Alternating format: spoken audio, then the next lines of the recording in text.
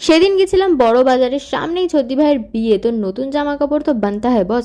প্রথমেই চলে গেছি প্রিয় গোপাল বিষয়তে মায়ের জন্য শাড়ি কিনতে। অনেক দেখার পর ফাইনালি একটা পছন্দ হয়েছে, সেটা মুখের এক্সপ্রেশন দেখেই বোঝা যাচ্ছে। তারপর আমরা চলে গেছি ব্লেজার ওয়ার্ল্ডে, আর এখানে এত ব্লেজার আমাদের তো মাথায় ঘুরে গেছে।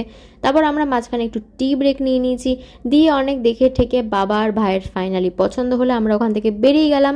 তারপর আমাদের বহু জোর খিদে পেয়েছিল, তো আমরা একটা দই বড়া চাট আর পাপড়ি চাট নিয়েছিলাম, যদিও দুটো সেমই রকম দেখতে। তারপর গেলাম গাং ফ্যাশনে, ভাইয়ের একটা পাঞ্জাবি কেনার ছিল। এখানে যদিও রেডিমেড আইটেমের থেকে পিসি বেশি, বাট যে কটা ছিল ওখান থেকে আমাদের পছন্দই হয়ে গেছে। এবার ফাইনালি আমার কেনার পালা, আমার শুধু রিসেপশনেরটাই কেনা বাকি ছিল।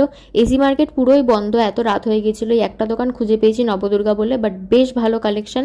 আমি তো জামার ওপরই পরে ট্রাই মেরে নিয়েছি, দোকান বন্ধ হওয়ার টাইম হয়ে যাচ্ছিল বলে। আমি দেখো হয়তো বড় হয়ে গেছি, একা জুতোও পরতে পারি না।